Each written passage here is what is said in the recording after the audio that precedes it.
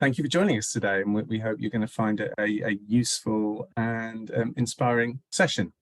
So I'll just start by just explaining what we're going to take you through today. So we're going to start by reflecting on what we're calling the horror and the hope, the fears that people have about generative AI and what it could mean for society. But on the flip side, the hope, the positive benefits that generative AI will be able to bring. And given today's forum, our focus for the hope is going to be specifically about market research. We'll share a few principles and perspectives about how we think you should approach generative AI, and we'll share some results from a survey among your peers on the topic. Josh will give you a brief background to what generative AI is, how it works, and the different types of generative AI. And then we'll spend most of our presentation focusing on the market research applications of generative AI, before finishing at looking at what may be coming next. So I'll hand you over to Josh to take you through the first section. Great, thanks, Phil. And yeah, let's jump in. So people have speculated for a long time about what strong artificial intelligence might look like. And there are endless debates about whether the latest AI advances are the real thing. But nonetheless, experts across fields agree that generative AI is a powerful tool that can be applied to a multitude of problems, and which will have an exceptional impact on the world. Understandably, people are a bit unsure of what to make of it. The launch of ChatGPT last November propelled generative AI into the public consciousness. Since then, the speed of its adoption has been like no technology we've ever seen before. If you haven't tried it out, in the screenshot here, you can see one of the countless use cases for ChatGPT. With just a single message telling ChatGPT to act like a language professor, it's immediately able to help me learn Spanish in ways that I would really before need a human to help with. ChatGPT was not trained for this specific task, and it probably never saw anything quite like this conversation in its training data. But owing to the sheer amount of training data it has seen, and its capacity for representing associations with billions of parameters, ChatGPT demonstrates certain emergent properties, which are debatably comparable to human higher-level cognition. Even though this example is impressive, chatting with a helpful assistant is just the beginning of what will be a period of rapid innovation and change. It's clear that generative AI will impact significantly not only on industry and business, but on society as a whole. Quite understandably, there's been a lot of concern about the scale and scope of the impact. One major area of concern is the potential impact on jobs and livelihoods. Goldman Sachs recently published a report stating that AI could replace the equivalent of 300 million jobs. Although it has to be said that generative AI will create new jobs as well. For example, who had even heard of a prompt engineer just a few months ago? We already knew that many of the jobs our children will do are likely to be very different to many of the jobs that people do now. However, generative AI probably means that this future is much closer than we had anticipated. The second major area of concern is the dystopian vision of sentient AI. Whilst this might not be quite the science fiction nightmare of intelligent robots taking over the world, there is understandable concern about what could happen if bad actors and rogue states use ever more powerful generative AI for harmful purposes. This has led to an influential group of academics, experts, and Elon Musk calling for a halt to AI training. And Geoffrey Hinton, a man who's widely regarded as the godfather of artificial intelligence, retired from Google just a couple weeks ago, warning that some of the dangers of AI chatbots were quite scary, and saying that right now they're not more intelligent than us, as far as I can tell, but I think they soon may be. On the other hand, at a societal level, generative AI will deliver big advances in many areas.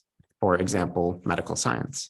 An AI-based decoder that can translate brain activity into a continuous stream of text has just been developed, raising the prospect of new ways to restore speech in those struggling to communicate due to stroke or motor neuron disease. And generative AI may even help us find ways to mitigate some of the impact of arguably the most existential threat facing the world, climate change. And if we turn our attention to the specific use case of market research, in our view, the potential benefits far outweigh the disadvantages. Indeed, generative AI is a game changer, possibly even more significant for this industry than the advent of online research. Generative AI will bring benefits to market research that we haven't even thought of yet.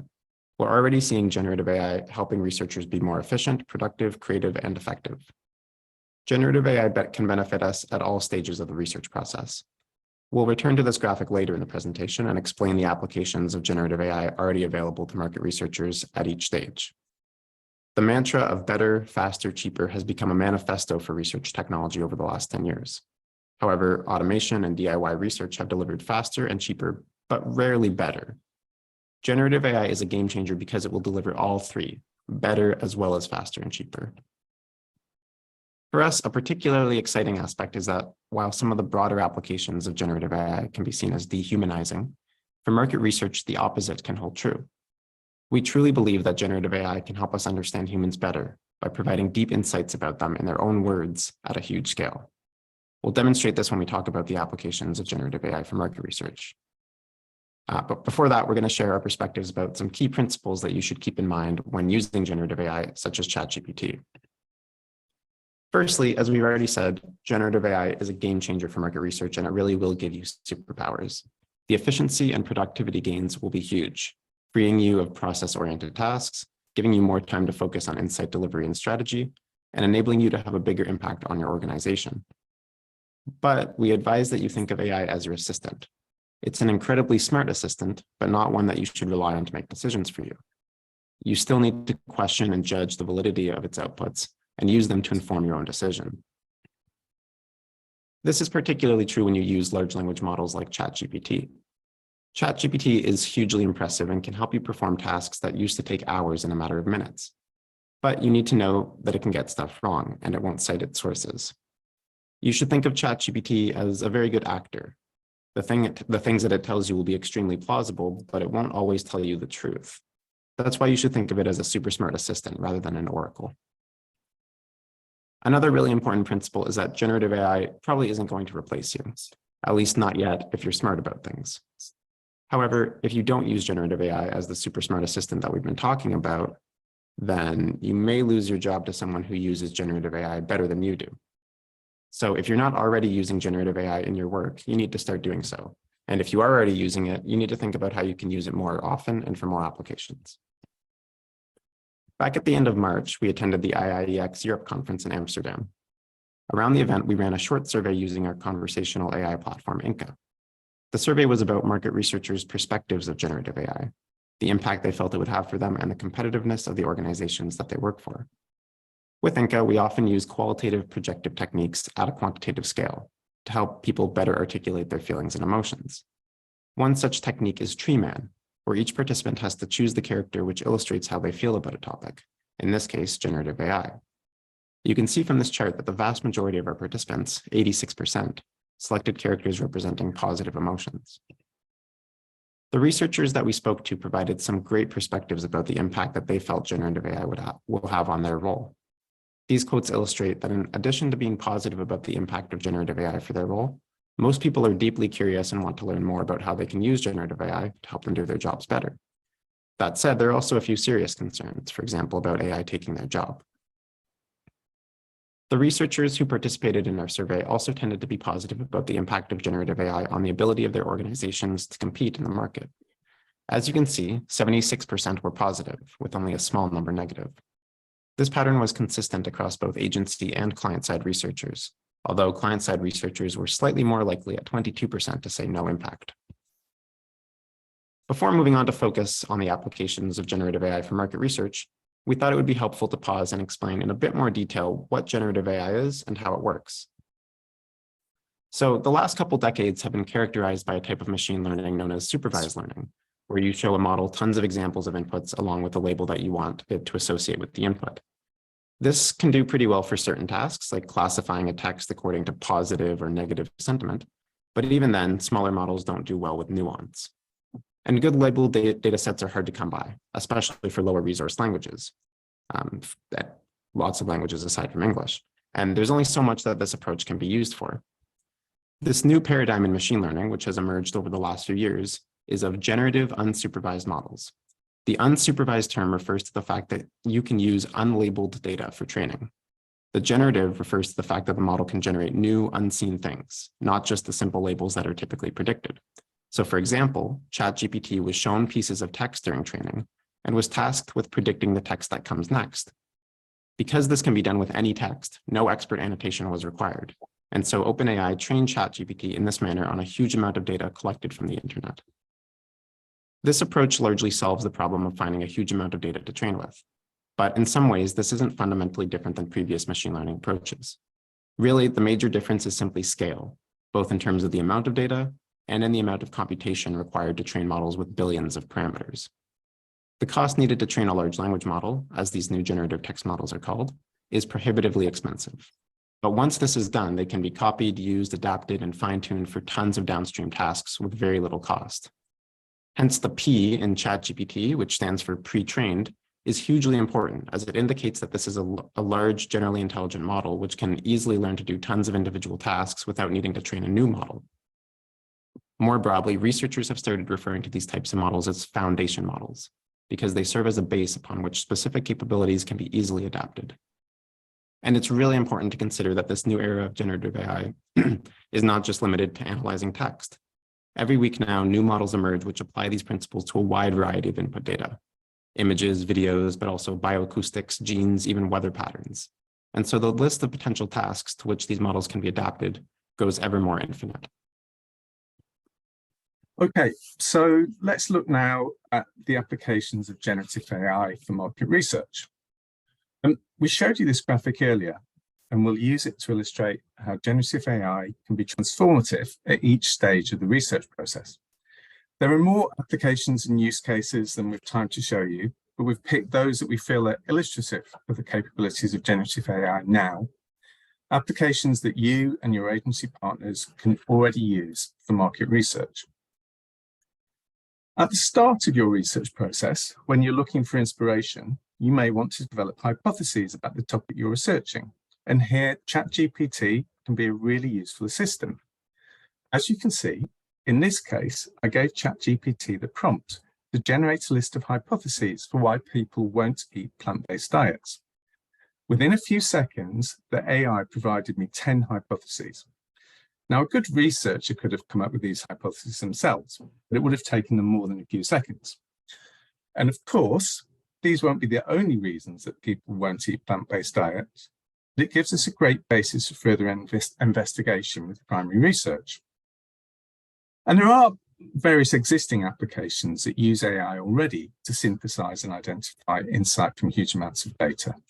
So I'm thinking, for example, of social media listening tools, or platforms like Discover AI, which uses online data to identify opportunity spaces, or Signoi, who use visual social media for quantitative semiotics. Now, I don't know what those businesses are planning, but I suspect they're working on using generative AI to further improve their capabilities. And some platforms have already launched applications.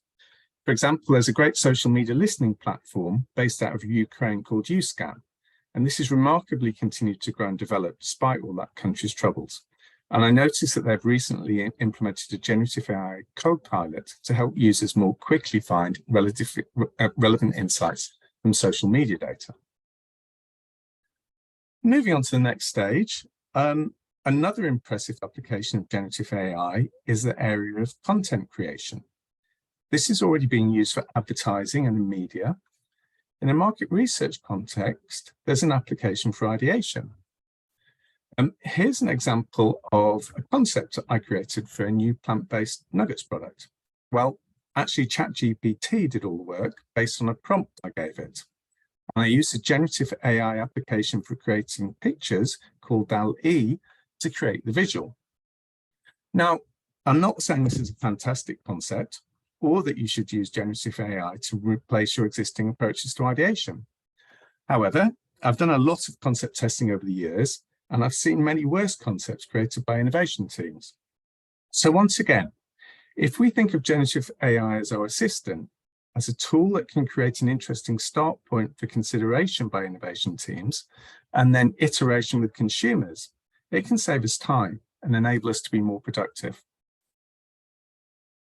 You can also use generative AI to help you to develop qualitative discussion guides and quantitative surveys. Here, I entered a prompt into ChatGPT to think like a market researcher, to create a qualitative discussion guide which will help us understand attitudes to plant-based food and barriers to people moving to a plant-based diet. Just like with a generation of hypotheses, the output isn't perfect, but it provides a good start point for a researcher to build from and can save a lot of time. Instead of a qualitative discussion guide, we could have asked ChatGPT to create a survey. And survey platforms are already developing this type of capability into their platforms. For example, I've seen Pollfish and Question Pro use GPT to help their users develop surveys more quickly. So back to our discussion guide, we can even ask ChatGPT to provide us with ideas for predictive techniques. And these will help us get a deeper understanding of the topic of interest. So again, as you can see here and here, generative AI does a pretty good job at giving us a good set of ideas. Our own capability, Inca, goes a step further than just helping researchers generate questions. It asks the questions itself. The specific use case is to use generative AI to probe open-ended answers a survey participant gives. You can see from this example, the probe that the AI comes up with when a participant answers "my wife told me so" in response to the initial question of why were you shopping for fabric cleaners. We find that using Inca's smart probing leads to more considered answers, more differentiated findings, and more actionable insights that better explain people's behaviors, attitudes, and decisions. And we incorporate AI probing into our end-to-end conversational AI survey platform, Inca. With Inca, users can easily and intuitively build a conversational survey, or just use one of our survey templates for approaches like idea screening or copy tests. The second step is an engaging conversational participant experience, one that's very visual and feels more like a WhatsApp conversation in a research survey. And the third step is a live dashboard, where all the research data are visualized and can be analyzed by any sample subgroup. Generative AI is used to theme and summarize the key insights from the open-ended questions. I'm just going to show you a brief demo of how this works in practice. And what I'm going to use is the survey that we referenced earlier, which was used to find out what market researchers think of generative AI. So I'll just start that up. Oops, one moment.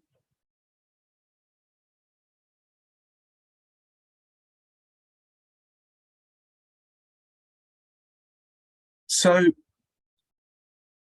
as you can see, the format is conversational, and it looks more like a WhatsApp conversation than a regular survey.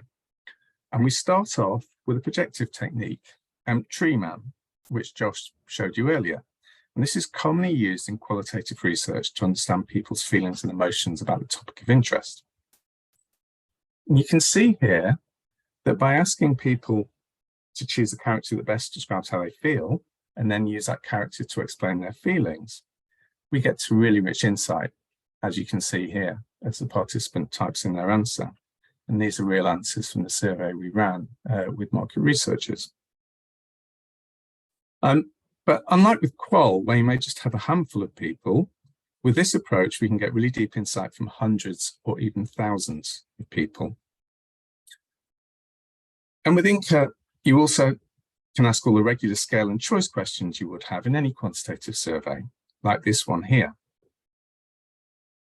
And after the answer, we ask an open-ended question to understand why that answer was given. So you can see the participant typing in their answer here. And once they've done so, the AI comes in to probe the answer given. So this is the probe which has just appeared now at the bottom of the screen, and that was generated by AI. And you can see that by asking a relevant probe, we then unlock much more richer insight to understand in greater detail what the participant thinks about the topic.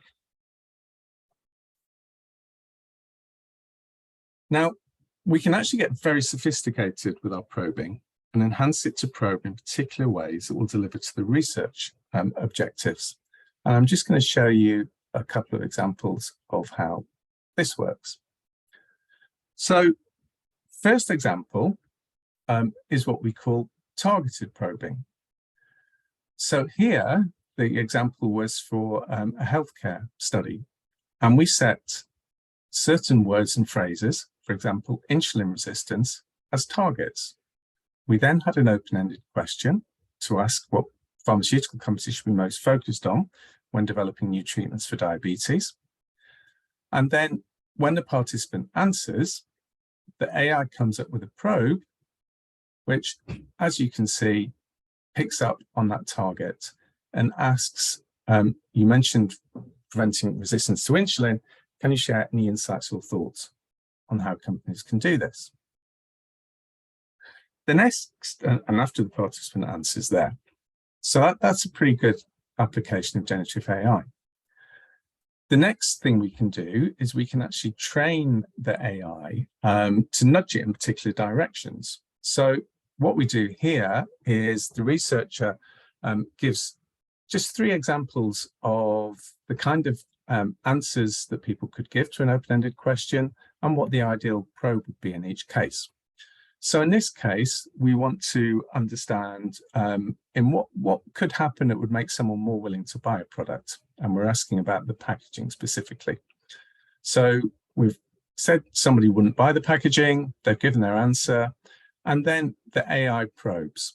So because they've said the car on the front makes me a bit sad, the AI picks up on that and says, well, what kind of imagery could be added instead to make you consider buying the product?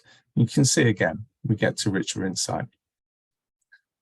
To give another example of a trained model, here we're looking at actually what people think of a political candidate. And we've steered the AI so that when somebody answers the probe, again, as you can see here, actually probes further into, was there something specific about the policies of that particular candidate that has led the research participant to perceive them in that way. So there's lots of capabilities for this. Another one is personality. So in this case, we're training the model to come up with a more informal probe. So you can see here from the probe that's given, I'll just carry on a second. The probe's a bit more conversational, chatty. It uses an emoji. But if we have the same initial question and the participant answers in the same way, we can also have a more formal probe. And there are applications of this, for example, if you're doing B2B research, where you might want more formality in how the probing works, versus consumer research, where you might be happy for it to be more informal. So I'll just switch back to the presentation. Now, getting rich verbatim gives a steeper insight, but it does bring with it the challenge of how to analyze it all. And to illustrate this, these are just a couple of quotes from a study about market research in generative AI. You can see in each case the answer to the original open-ended question on top, and then the answer that was given to the probe following that question. And adding these together gives a huge amount of verbatim data to analyze. But that's something that AI can also enable us to tackle. So just to show you an illustration of that with a final quick demo here. This is the Inca dashboard. And the first thing you can see in this case is the results of the tree man question you saw earlier. You can see percentages for how often each of the characters was mentioned. And if you click on one of the emotions, you can see over here the verbatim related to that particular emotion. If you scroll down, you can see visualizations of the scale questions we have in the survey. And it's easy to run subgroup analysis. So you see here, you can just select a filter and click on subgroup of interest to look at the data by different subgroups. Then for the open-ended questions, if we just look towards the bottom part of the dashboard, you can see on the right-hand side a full listing of all of the verbatims down here. And then the AI visualizes the open-ended data in a number of different ways. The first way it does it, as you can see here, is by summarization. So here AI has been used to read all of the verbatims and give that 4 bullet point summary. And it does that for each of the questions where I've got different open-endeds. So you can easily get a quick sense of what's going on, the key themes within the data. The second visualization it gives is it clusters or themes all of the open-endeds into a quantified code frame. So here again, this is done by AI. And if you click on one of these themes, you can see just the verbatims that have been classified into that particular theme or that particular code. And then the third visualization that the AI generates is a word cloud. You'll be familiar with word clouds, and like any word cloud, the bigger the word, the more times it's been mentioned. But here, if you hover over the word, you can see actually how many times it was mentioned. And if you click on one of those words or one of those terms, it will show you just the verbatims associated with that. So which makes it quick and simple to pull out quotes about a particular topic of interest. So on to the fifth and final stage of our market research process and how generative AI can help. So the final application we'll talk about is knowledge management. And it was only in 2012 when the authors of this book wrote about having a conscious strategy for getting the best out of employees and coined the term knowledge management. And since then, of course, with the explosion of big data, the amount of knowledge an organization has, but doesn't necessarily know it has grown. So the need and opportunity for knowledge management has grown too. And knowledge management systems for market research have become more powerful, but now they're at the point of becoming superpowered through generative AI. For example, companies like Market Logic and Lucy have recently announced the enhancement of their platforms with generative AI. So with platforms such as Lucy, for example, you can enter a question, such as the one you see here, and the AI will interrogate all of the documentation you have, the PowerPoints, the market reports, the videos, and so on, that your organization has access to, and will give you an answer to that question. And doing learn well takes us back to Inspire, so we can start the research process again. Josh. Thanks, Phil. So finally, to wrap up, I'm going to spend a couple minutes talking about what's likely to come next for generative AI and for market research.